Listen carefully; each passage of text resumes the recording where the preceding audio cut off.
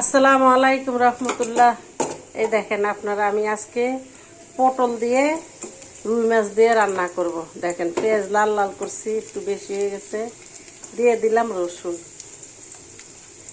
ঠিক আছে, দিয়ে দিলাম রসুন, দিয়ে দিলাম অল্প একটু আদা। বড় রুই মাছ তো একটু আদা না দিলে ভালো লাগবে না, দেখেন আপনারা। তারপরে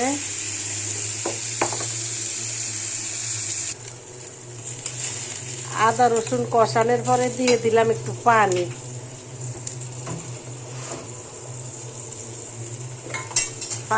পানির পরে দিয়ে দিব আমি হলুদের গুঁড়া।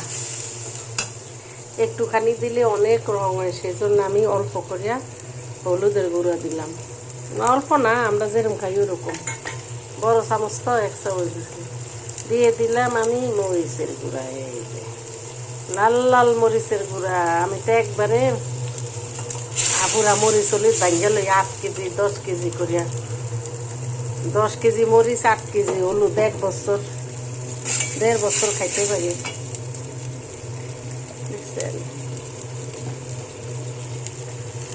এখন হচ্ছে এই যে হলদি মরিচ কষানো শেষ, দিয়ে দিবে এই যে মাছ ভাজছে রাখলাম। এই মাছ, এই রুই মাছ। মাথা কেউ খাইতে চায় না, মাথা আমারে ধরে দেয়, আমার খাইতে ইচ্ছা করে না। আগে শাশুড়ি থাকতে শাশুড়ি খাইছে, শ্বশুরে খাইছে, এখন মাথা আমারে সবাই ধরে দেয়, আমার খাইতে মন চায় না।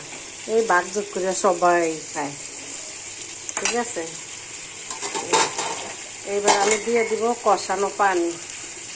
মশলাটা একটু ভালো করে কষাবেন, কষাইলে তরকারিটা ভালো হয়, স্বাদ হয়। আমি তারপরে কি করব জানেন, এই মাছটা কষানো হয়ে গেলে মাছটা উঠাইয়া আমি পটল দিব।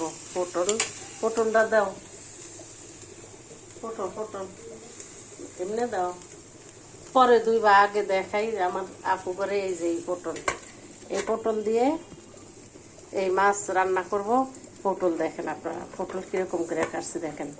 মাছ যেরকম পটল ওরকম করে কাটছি। যদি পটল সুন্দর না হয় কাটা, দেখতে সুন্দর না হলে খাইতেও মজা না, রান্নলেও মজা লাগে না। আপনারা মাছ এক চোখে মাছ দেখবেন, আরেক চোখে পটল তরকারি দেখবেন।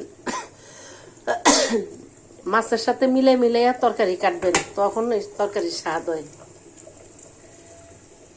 আর তরকারি দেখতে সুন্দর হলে খাইতেও মজা।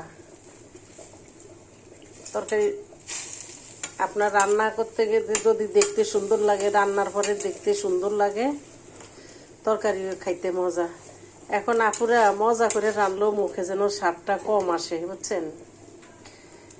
কারণ অল্প মানুষের স্বাদ কম, বেশি মানুষের সব কিছু স্বাদ বেশি। অনেকে জিরা খায়, আমরা মাঝে সাঝে মেহমান আসলে জিরা দেই, তাছাড়া আর জিরা দেই না বড় মাছের সাথে, বুঝছেন। বড় মাছের সাথে জিরা আমরা কমই খাই মেহমান আসলে, তাছাড়া আর খাই না। এই যে পটলটা দিয়ে দিব একটু পরে কষলে। তো ভালো থাকেন সবাই, আসসালামু আলাইকুম। এদিক দিয়ে আমি দেখেন আবার কি করছি, যে লাউ আনছে, লাউটা একটু শক্ত, এই শক্ত লাউ দিয়ে এই যে আমি একটু ডাল রান্না করতেছি। এই দেখেন, আপনারা যদি লাউ একটু শক্ত কিনেন তাহলে ডাল দিয়ে রান্না করবেন। আমি মূলা দিয়ে ডাল দিয়ে খাই, পেঁপে দিয়ে ডাল দিয়ে খাই, তারপরে খাই